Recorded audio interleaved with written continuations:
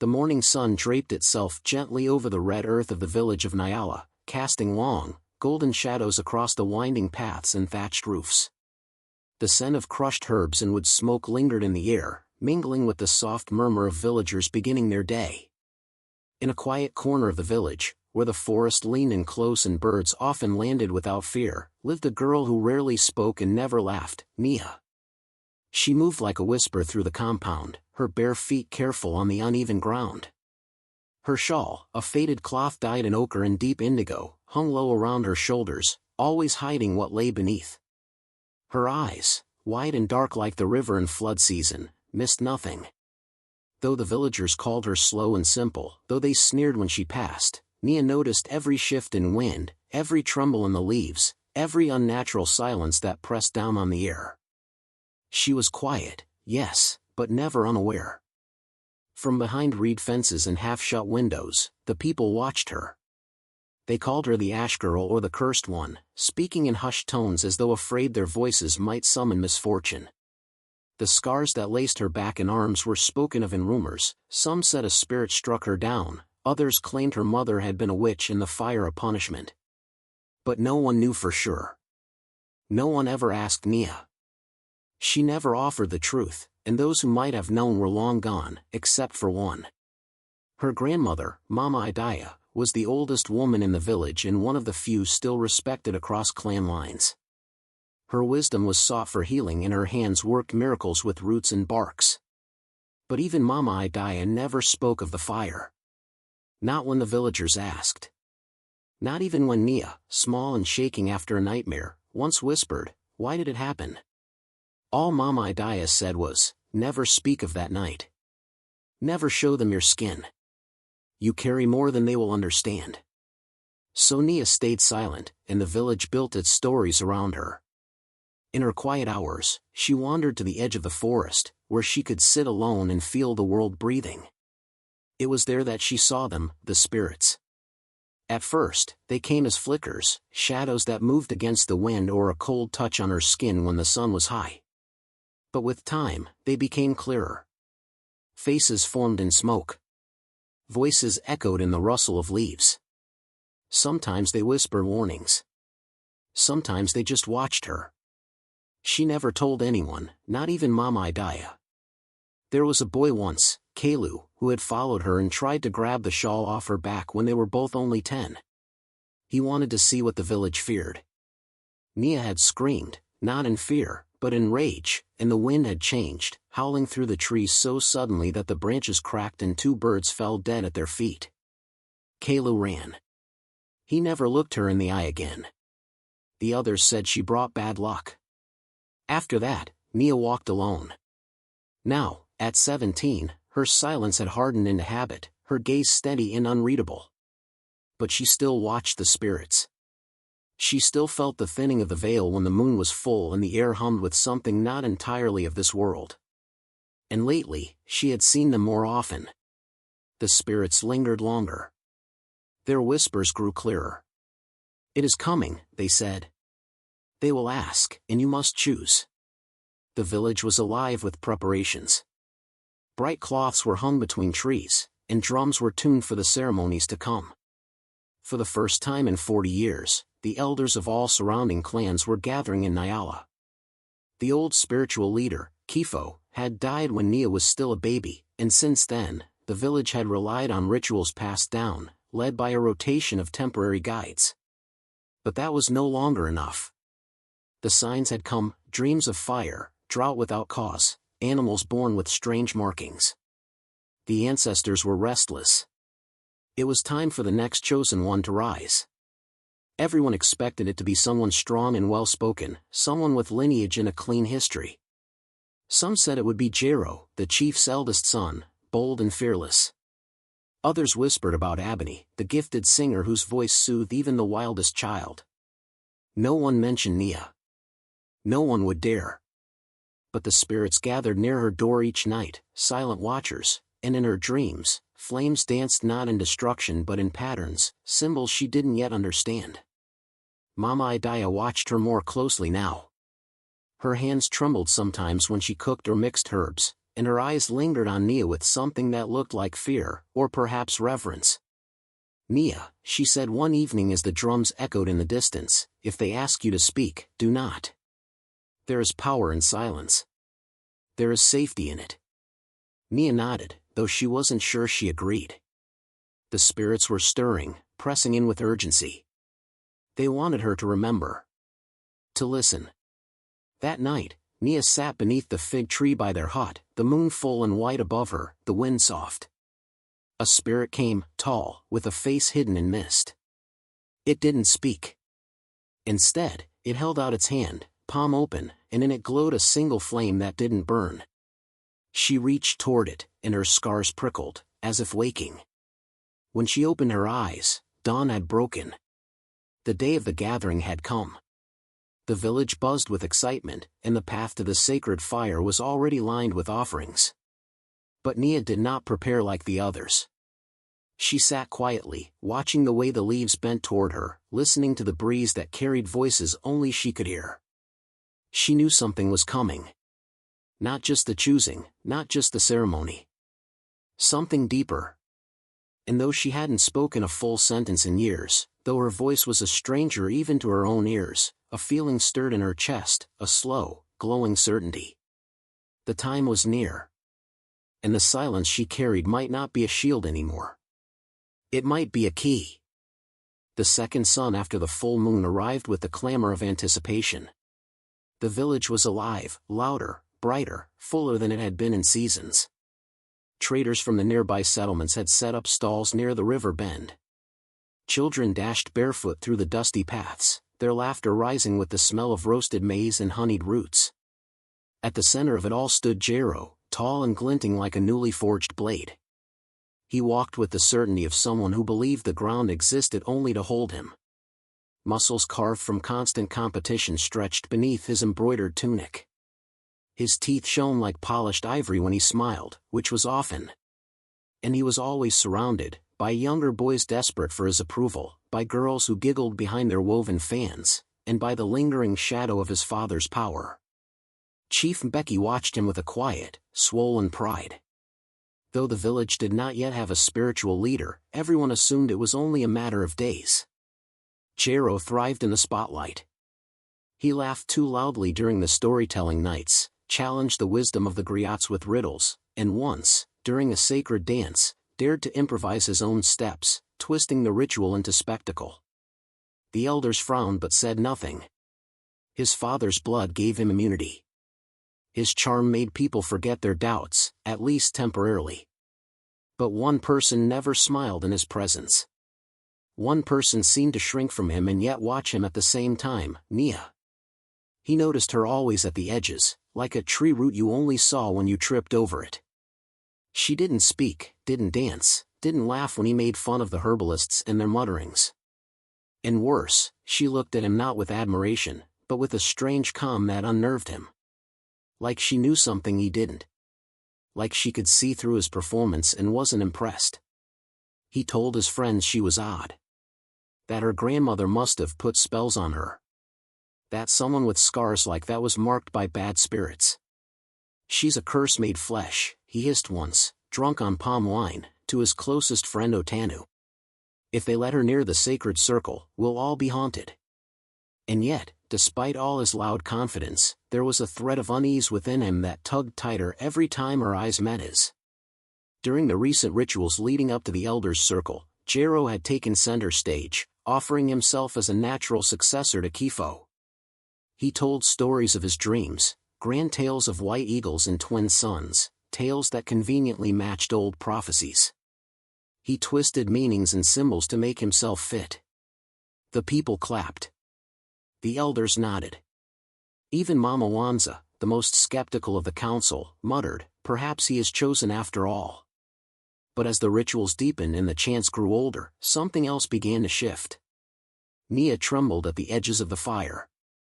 During the incantations, she would clutch her shawl tightly, her shoulders quaking not with fear, but with effort, like she was holding something back.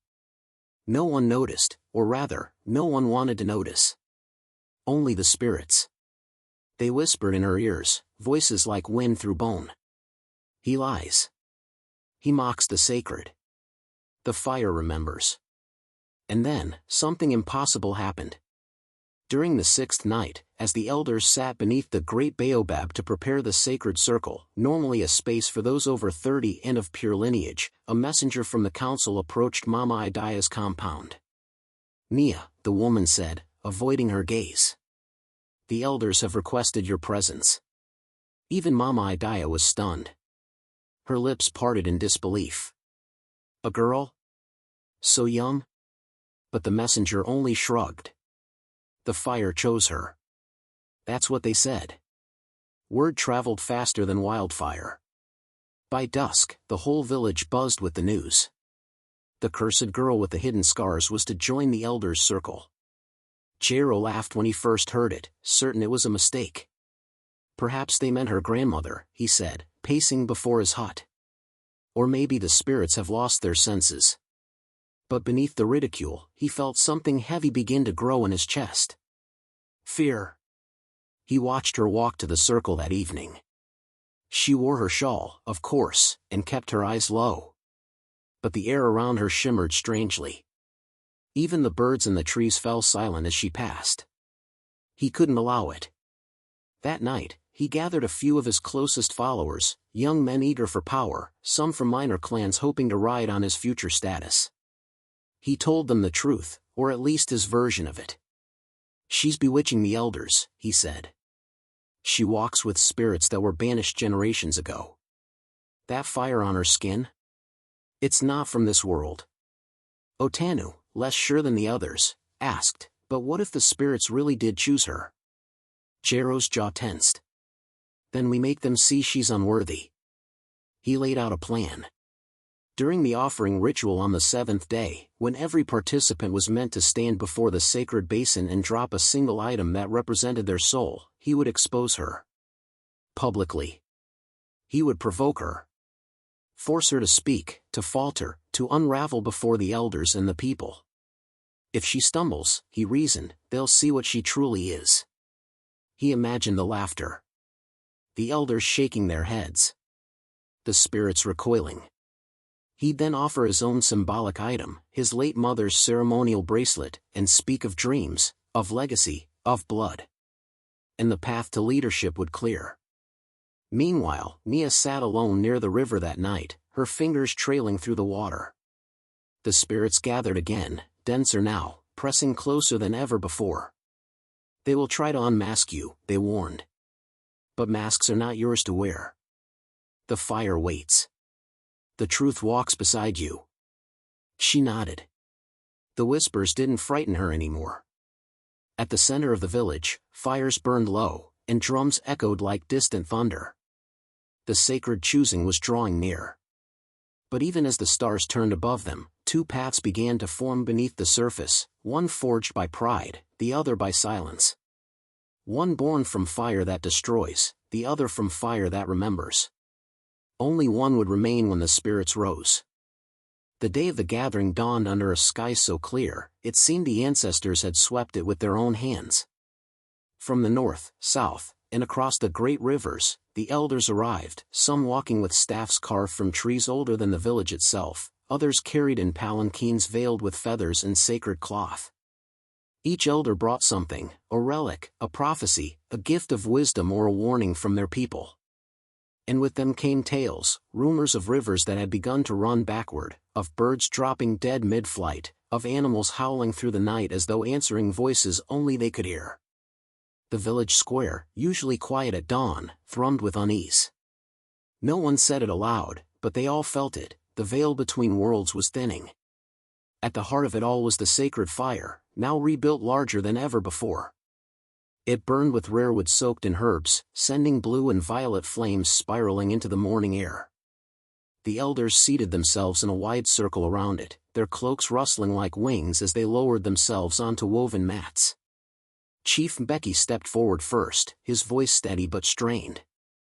"We have waited long for this day. The spirits grow restless. Our balance teeters.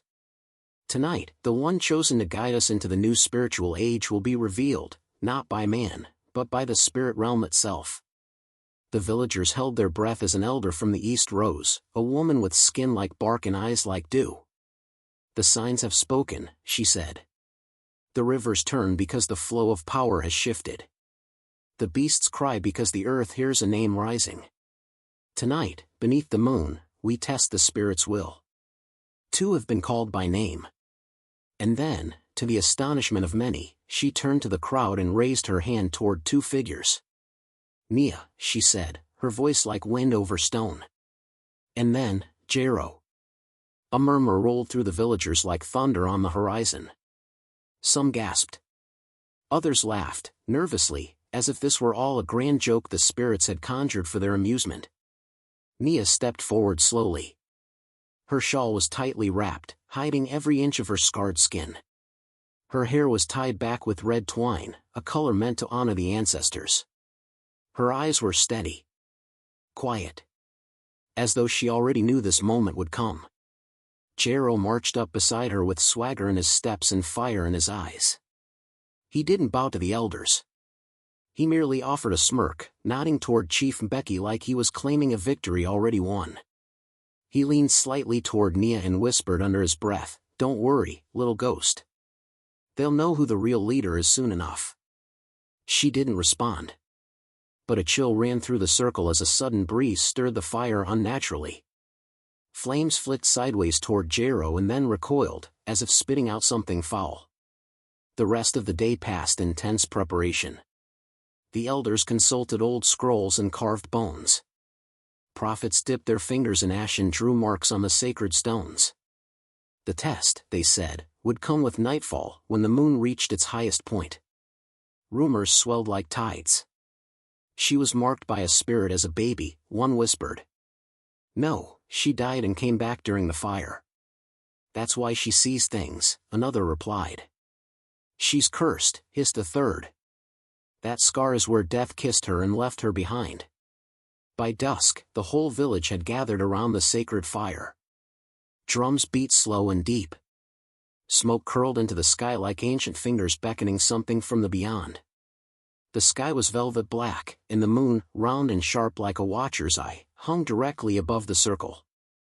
The elders stood again, and the test was declared, a summoning ritual, one older than the village itself. A spirit would be called from the other side, and only the worthy would be able to withstand its truth. "You will not be judged by man," the lead elder said. "You will be judged by those who see without eyes and hear without ears. One shall remain standing." Jero rolled his shoulders and grinned. "Easy," he said to Otanu, who stood in the crowd with a worried brow. "Let the ghosts come." "I'm ready." Nia stood motionless beside him. Though her heart raced, her face remained unreadable. Inside, the voices had returned, stronger now. "They will test his pride. They will weigh your silence." She clenched her hands together beneath her shawl. The ritual began. The elders circled the fire, chanting in a language that had not been spoken in generations. They poured ash and blood into a carved basin, then raised it to the sky. The flames danced higher, shifting from violet to green, then to silver. A wind surged through the clearing. Not a natural wind, but a breath, cold, intelligent, hungry. And then it came. A figure stepped from the fire, made of smoke, bone, and memory. Its face was not a face, but a shifting mass of echoes. It hovered between Nia and Jero, speaking without sound, its energy pulsing like a storm about to break. Jero staggered, his confidence faltering. What is that?" he muttered. "You didn't say there would be." But the spirit ignored him. It turned to Nia. "Do you remember?" it asked. "The night of the fire? The gate that opened?" She nodded once, her lips dry. "Yes." The crowd froze. Many did not understand what was happening, but they saw her nod. They saw the spirit regard her not with threat, but with familiarity. Then it turned to Jero. "Speak your truth," it said. "Or be undone by your lies." Jero's grin cracked. He tried to speak, but his mouth felt full of sand. The air around him thickened. His knees buckled slightly, and sweat rolled down his temple. I am the chief's son, he stammered. I carry the blood of leaders, I dream, I saw the eagle, I swear it. But the spirit laughed. It was not a laugh of joy. It was a sound that split the air and made the children cry out. The fire flared higher. The shadows deepened. The spirit turned once more to the elders. The river runs backward, it said. Because pride has reversed its flow. Then it vanished. Silence fell. The flames dimmed. The moon sank a little lower in the sky. And in that quiet, heavy with revelation, one thing was clear. Nia still stood. And Jero, trembling, eyes wide, had fallen to his knees. The sacred fire crackled low as twilight dipped the village into a bruised shade of purple. Drums had stopped, voices had quieted, and all attention was on the circle where the final preparations for the ceremony were underway. Nia stood near the fire, head lowered slightly, her red shawl clinging to her like a second skin. Her silence was heavy, weighted with all the things she'd never said, especially about the night that had scorched her skin and stolen her childhood. But just as the head elder lifted his hands to signal the beginning of the spirit ceremony, Jero stepped forward. His boots pounded the earth with theatrical defiance, drawing the attention of every eye in the crowd. He raised his arm and pointed a bold finger at Nia. Wait, he barked. Before we invite spirits to choose, let the village see who they're really considering. Gasps fluttered across the circle. Nia didn't look up. She didn't need to, she could already feel what was coming. Jero's voice rose like a rooster atop a hill, feeding off his own drama. Let her show what she hides beneath that shawl. If the spirits marked her, then let us see it. If she's to lead us, we deserve the truth. Some elders frowned, but others, curious, uncertain, nodded slowly. Truth walks without shame, muttered one of the older men, his voice like gravel. The eldest of the council, his bones wrapped in cloth and beads, turned to Nia with solemn eyes. Child, he said gently, will you show us what was left by the fire? Nia trembled, not from fear, but from the ancient weight of being seen. She had protected her silence for years, wrapping herself in invisibility to survive. But now the moment had come, not of her choosing, but perhaps of her destiny. Her grandmother stood just outside the circle, eyes wide, lips parted in protest. She took one step forward, arms beginning to rise in defense, but Nia lifted her hand slowly and stopped her. The old woman froze, watching her granddaughter with pride and fear. Nia's fingers moved to the clasp of her shawl. Her hands shook, just a little. Then, slowly, she unwrapped the red fabric, pulling it from her shoulders, letting it slide down her arms and fall to the earth. Gasps burst from the crowd. Across her back, curling around her arms and lacing up her neck, were deep, contorted scars, jagged and raised like molten rivers frozen in time. They were not smooth, not neat. They danced like flames, as if they had not just burned her once but still lived on her skin. They were terrible and beautiful all at once, like art carved by pain. Jero's smirk twisted cruelly. There it is, he said, walking a slow circle around her, loud enough for the whole village to hear. The cursed ash child. The ghost who walks. Tell me, do spirits kiss you goodnight, Nia? Or are they the ones who gave you those marks? A few of the younger villagers laughed nervously, unsure if this was cruelty or ceremony. But Jero leaned into it, his voice louder now. Maybe the fire wasn't an accident. Maybe the spirits were trying to get rid of her. And we've brought her back just so they can finish the job. Laughter spread like sickness. Nia didn't flinch. She didn't move. She just stood there, her bare skin glowing softly in the firelight, her expression unreadable.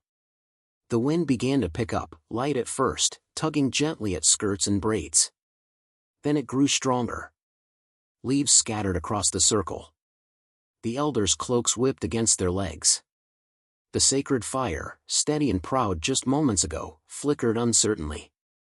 Her grandmother stepped forward again, voice tight with emotion. Enough! You don't know what you awaken. But Nia lifted her hand once more. Still not speaking. still holding the weight of the moment in her silence. And then the wind howled. It came in a sudden rush, through the trees, over the houses, bending branches and extinguishing torches. The villagers shouted and shielded their faces. The sacred fire turned blue. Not soft blue, but piercing, a hot, electric blaze that reached twice its height and sent sparks screaming into the sky. A low rumble vibrated through the earth. Pots clinked on shelves. Chickens scattered. Mothers pulled children close. Jero's laughter died on his lips. What's happening?" he asked no one in particular, his voice smaller now.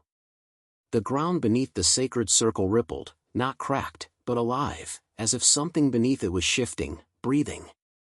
Nia remained where she was, her scars illuminated by the blue light of the fire. She hadn't moved, hadn't spoken, but her eyes had changed.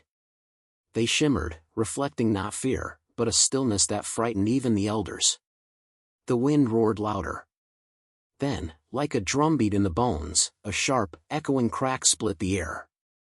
The sacred tree at the edge of the circle bent unnaturally, its limbs trembling. The blue flames rose higher. And then came the whisper. Not a human voice. Not from Nia. But a voice older than language, gliding through the wind, curling into every ear. She bore the flames and lived. You mocked what you did not understand. Panic rippled through the crowd. What is that? Did you hear it? It wasn't her. It came from the fire. Jero stepped back, eyes wide, face pale. His confidence, once bursting, now looked like a mask melting off in the heat of the blue fire. She's a witch, he stammered. She's cursed, this is a trick. But the ground spoke again, trembling harder. A gust of wind knocked Jero off his feet, and he sprawled across the dirt like a broken spear. Nia finally turned. Just her head, slowly, to look at him, her eyes steady, still silent. And in that look, there was no triumph, no anger. Only truth. And the spirits, it seemed, recognized it. Because the blue fire did not harm her. It only burned brighter behind her. The hush that fell over the village was unnatural, too complete, too sudden, like the land itself had drawn in a breath and refused to let it out. Nia stood in the center of the sacred circle, her scarred skin bathed in the unnatural blue of the fire. Her eyes were now closed, her expression serene, untouched by the chaos that had just erupted. Around her, the world seemed to pause. And then, the shadows began to move. At first, it was just a trick of the light, or so the villagers wanted to believe. But as the wind settled and the fire blazed higher, the shadows that should have danced with the flames instead stretched away from the firelight, crawling in the opposite direction. They slithered across the ground like living things, creeping along the edges of huts and the legs of the elders. People backed away, too afraid to speak, too spellbound to run. Near the tree line, where ancient symbols had been carved into bark generations ago, a glow began to pulse. Soft at first. Then brighter. The carvings, symbols of protection, fertility, passage, and spirit binding, flared with a silvery light, burning through the bark like moonlight through clouds. A child whimpered, clinging to her mother's skirts. Chickens in nearby cages began to thrash, wings beating frantically. Dogs barked and whined, their tails low, ears flattened in terror. Still, Nia did not move. Then came the sound. A low, resonant hum, neither song nor speech, but something between the two. It rose from the ground like mist, like memory, winding through the trees, curling over the huts, slipping into the bones of the villagers. Some clutched their chests. Others sank to their knees. The oldest of the elders, one whose sight had left her long ago, let out a soft moan and crumpled. The crowd gasped. She had spoken only rarely in the last 10 years, but just before she collapsed, she whispered one word, returned. Suddenly, one of the sacred trees to the east burst into flame, not orange or red, but blinding white. It didn't crackle like normal fire. It shimmered like sunlight on water, and it gave off no smoke, no heat. People stumbled away from it, covering their faces, though no heat touched them. The spirits were here. Not all could see them, but all felt them. A pressure, a presence, like being watched by hundreds of unseen eyes, like standing too close to a heartbeat that wasn't your own. And then the village shaman stepped forward. He was draped in robes of dark earth and bone, his staff wrapped with feathers and teeth, his face painted with ash and ochre. He had not spoken much during the gathering, he rarely did. But now, with slow and deliberate steps, he walked toward Nia, each footfall ringing in the silence as though the earth listened to him. He stopped just before her, his eyes wide, shining in the blue light. He raised his staff and began to chant, not in the language of the village, but in the old tongue. The first tongue. Words that hadn't been used aloud in decades, saved only for the most sacred of rites. His voice echoed unnaturally, amplified by the energy in the air. And then Nia's eyes opened. They were no longer her eyes. Not entirely. The deep brown of her gaze now swirled with pale light, like smoke trapped in glass. She didn't look at the shaman. She looked past him. Through him. The spirits answered his chant. Not with words, but with whispers. The shaman faltered, then steadied himself. His head tilted slightly as he listened, his lips moving silently, asking unseen forces for understanding. Then his body jerked. Not violently, but like a sudden chill had run through him. His staff clattered to the ground. He dropped to his knees before Nia, bowing low until his forehead touched the dirt. A few elders gasped. The chief stared in disbelief. She is not cursed, the shaman finally spoke, though his voice sounded deeper now, resonant, as if something echoed through him. She is sealed. The whispers grew louder, wind threading through the grass, shaking the trees, weaving itself into the leaves. She was marked, he continued. Chosen, long ago. When the village cried for protection, when we called upon the ancestors to guard the veil between worlds, they answered.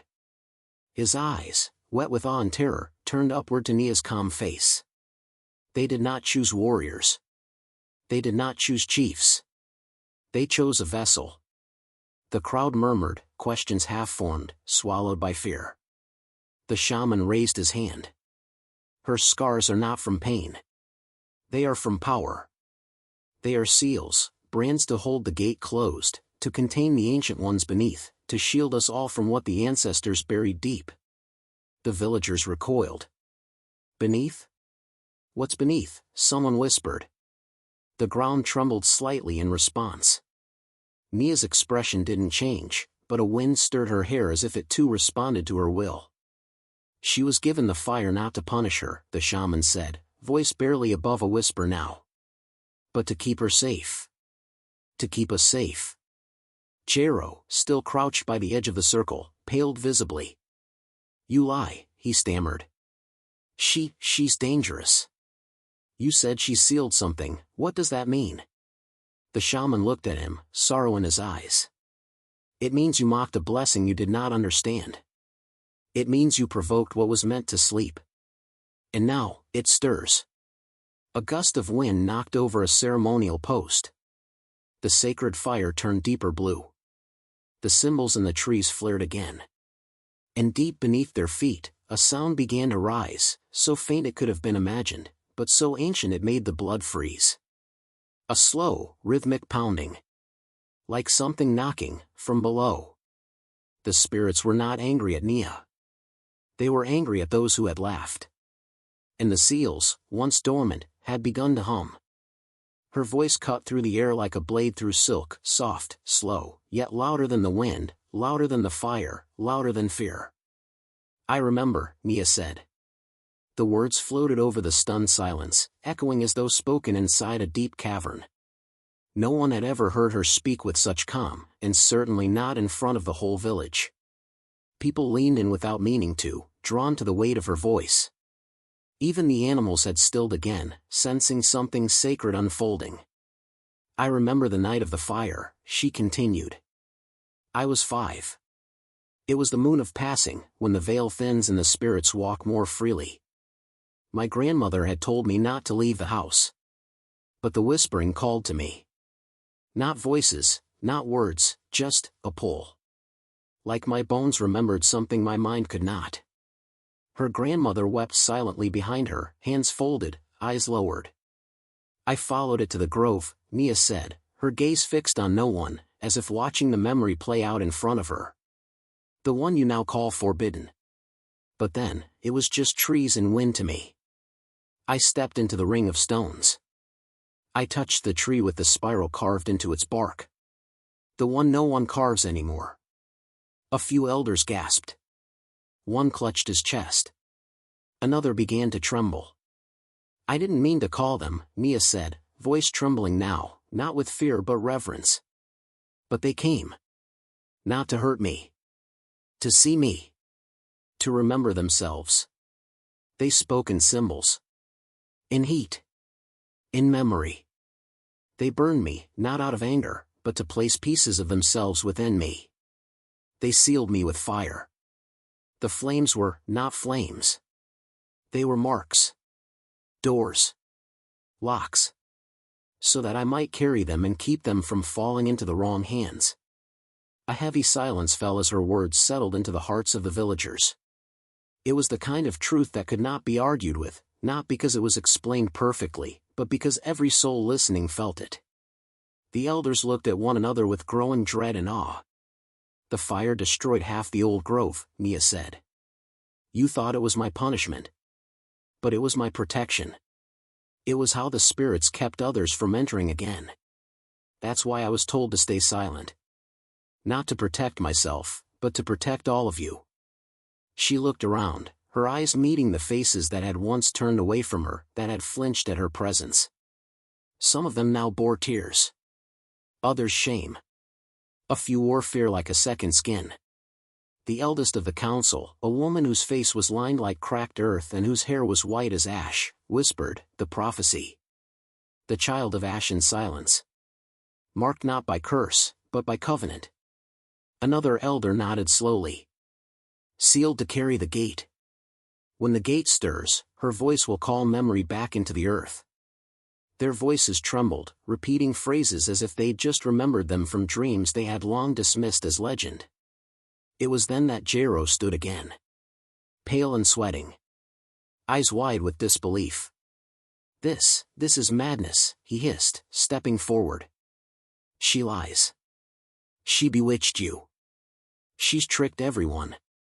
He choked. Mid-sentence, his hands flew to his throat. He opened his mouth but no sound came. His lips moved.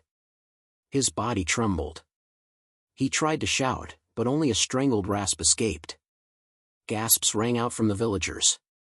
The spirits do not need me to defend myself, Nia said quietly. They heard his heart before he ever spoke. Jero stumbled backward, still clutching his throat. His eyes darted to his father, the chief, but even he looked away now. Enough, said the shaman, stepping forward again. He has received the mercy of silence. Then he turned to Nia and bowed, not just a nod of respect, but a deep bend of the knees and spine, the kind reserved only for the divine. Slowly, each elder followed. One by one, men and women who had ruled with wisdom and guarded the village for decades lowered themselves to the earth in front of the girl they once called cursed. And then her grandmother stepped forward. She had always walked with a slight stoop, always spoken softly. But now she straightened herself as best she could and moved to Nia's side. Her hand brushed the edge of her granddaughter's shawl, the same shawl she had once used to hide the marks from the world. I feared for you, the old woman whispered. I thought silence was the only way to keep you safe. But I see now, silence was your power. And your voice, when it came, was not just yours. It was theirs. She knelt. Not with the obedience of the others, but with reverence and joy. Nia turned to her and knelt too, touching her grandmother's cheek gently. You kept me alive, she said. You taught me to listen before speaking. That's what the spirits needed. Around them, the villagers were no longer laughing or gossiping. They stood in stunned reverence, as though the earth itself had changed beneath their feet. The girl they had pitied, mocked, and feared had become something else entirely. A living seal. A sacred voice. Nia looked around the circle again. Her eyes no longer swirled with spirit light, but something older still lingered there, a quiet knowing. "I am not a leader," she said. "I was never meant to rule with voice or law. My purpose is deeper. Older. I carry what must not be forgotten. I remember what must not return. And now, so must you." The fire burned blue and steady behind her. The spirits had awakened. The truth had been spoken. And though fear lingered, something else had risen with it. Respect. The village would never see her the same again. The air grew thick, as though the heavens themselves were pressing down upon the earth. The sacred fire crackled fiercely, its once blue flames flickering into hues of red and gold. A deep rumble, unnatural, unworldly, shuddered through the ground beneath the villagers' feet. The wind howled, not in the gentle sway of a breeze but with the fury of 1,000 storms, wild and untamed. The sky turned dark, almost black, the kind of darkness that wasn't just the absence of light but the arrival of something ancient, something powerful. The ancestors had arrived. At first, the villagers thought it was a trick of the weather, a sudden storm born from the gods. But as the winds howled louder and the earth trembled beneath their feet, they knew. The spirits had descended, and their judgment was about to begin. The elders, who had witnessed many omens, fell to their knees. Even the most steadfast among them trembled. They had heard the legends, whispered warnings of the spirits' wrath when they were disturbed, when the balance was broken. It was clear now, the spirits were not here to offer blessings. They had come for something far more solemn. One by one, the villagers who had mocked Nia or ignored the old ways were pulled into the storm. Their bodies stiffened, as though invisible hands were clutching them. Their eyes widened in terror as they were dragged into visions. Jero, the chief's son, screamed louder than any of them. His body twisted in agony, his voice choked by the wind as he was pulled into the very heart of the storm. The air thickened around him as if the spirits were stripping him bare of his pride, his arrogance, his false sense of superiority.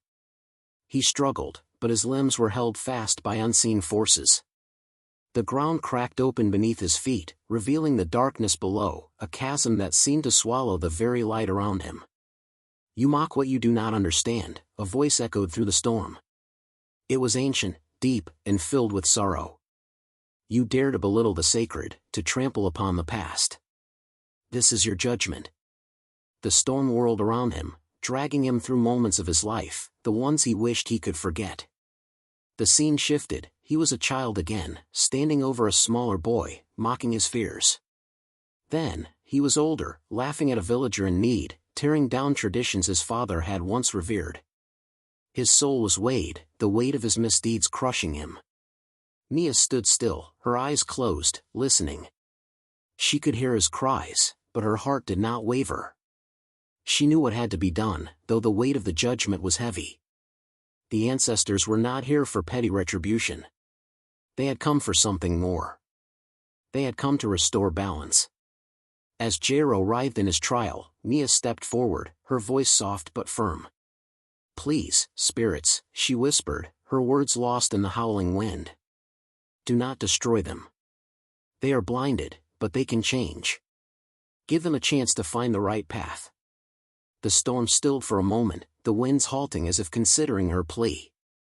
The ancestors' judgment was not final, it was a trial, a test of the village's worth.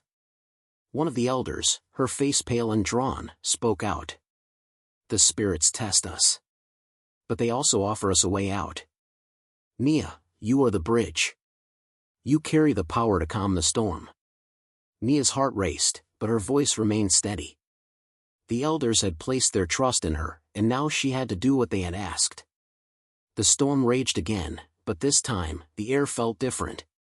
The pressure in the atmosphere shifted, thick with the weight of power waiting to be released. Nia inhaled deeply, closing her eyes, feeling the burn of her scars, those golden symbols, rising within her. She felt the spirits calling, their whispers flooding her mind. They were not angry, not anymore. They were waiting, waiting for her to act, to remember the way they had once lived in harmony with the world. The storm was not an enemy, it was a reflection of the imbalances, the broken traditions, the hurt that had been inflicted upon the village. Her scars burned, not with pain, but with light that pulsed like the heartbeat of the earth itself. She reached inside herself, summoning that light, pulling it from the deepest corners of her being. It rose from her skin like gold, swirling around her in tendrils of warmth, casting away the cold that had settled in the air. The storm hesitated, the winds faltering as the light from her body intensified. Nia took a step forward, then another, until she stood in the center of the chaos, her arms outstretched, fingers trembling with the weight of what she was about to do. The winds howled again, but now it was not with fury. It was with a kind of restless expectation. The spirits were waiting for her. With a deep breath, Nia whispered the words the spirits had taught her, ancient words that were not of this world. She spoke not to control the storm, but to speak with it, to guide it back into balance. The light from her scars blazed brighter, gold flowing through the storm, its heat spreading outward like a sun rising in the darkness. The storm slowed, its winds growing gentler, its fury fading. The pressure in the air lifted, and the sky began to clear. Nia's body trembled, but she held her ground. The storm obeyed her, the winds wrapping around her like a blanket, soft and warm. The balance was returning. The spirits were satisfied. The ancestors spoke, their voices no longer filled with wrath, but with approval. "You have done it, child of fire," the voice of the spirits echoed through the clearing. "You have shown us that balance can be restored. You have proven that you understand the weight of tradition, the importance of silence, and the power of truth. The village is spared, for now." The winds calmed, the sky lightening once more. The storm that had threatened to tear everything apart slowly dissipated, leaving the village in peace.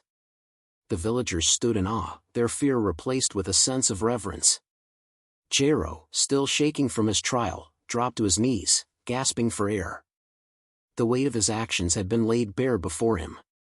Nia walked toward him, her expression calm. "You have been judged, but the spirits are merciful. You must find your way back to the truth, Jero.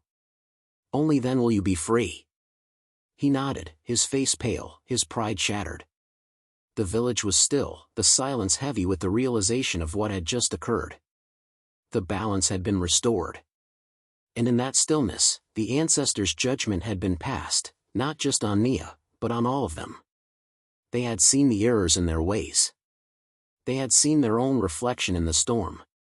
Now, it was up to them to choose a new path. As the first light of dawn spread across the horizon, casting a golden glow over the village, the storm's remnants faded into memory. The once turbulent skies now shimmered with a gentle peace, the air cool and crisp, carrying the scent of the earth's renewal. The chaos had ceased, and with it, the world had shifted. The spirits, having made their judgment, retreated back into the unseen realms, leaving behind a legacy of change.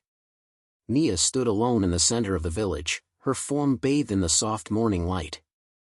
Her scars, once symbols of pain and secrecy, now pulsed faintly, glowing with an ethereal golden light. The marks on her skin were no longer a burden but a testament to the bond she shared with the ancestors. The village watched her, eyes filled with awe and reverence. The mocking, the fear, and the judgment, all of it had been washed away in the storm. Jero, the once proud son of the chief, now sat on the ground at the edge of the gathering, his body slumped in exhaustion. His arrogance had been stripped away, leaving behind only a shadow of the man he had once been. The spirits had not only humbled him but had silenced his pride in a way that words could never do. His soul, once heavy with arrogance, was now burdened with regret. He no longer saw himself as the future leader of the village, his dreams had crumbled in the face of Nia's quiet power. The elders, who had once looked at Nia with doubt, now gazed upon her with something else, recognition. Their eyes, old and wise, met one another, exchanging a silent understanding. The village had never known a leader like Nia, a leader who did not demand respect with her voice or force, but who commanded it with her stillness and truth. With a collective breath, the elders approached Nia, their steps slow but deliberate. They knelt before her, a gesture that would have been unimaginable only a day before. They did not speak, the words were not necessary. The spirits had already spoken for them. One elder, his voice cracked with age, finally broke the silence. "The spirits have chosen you, Nia. You are the silent flame.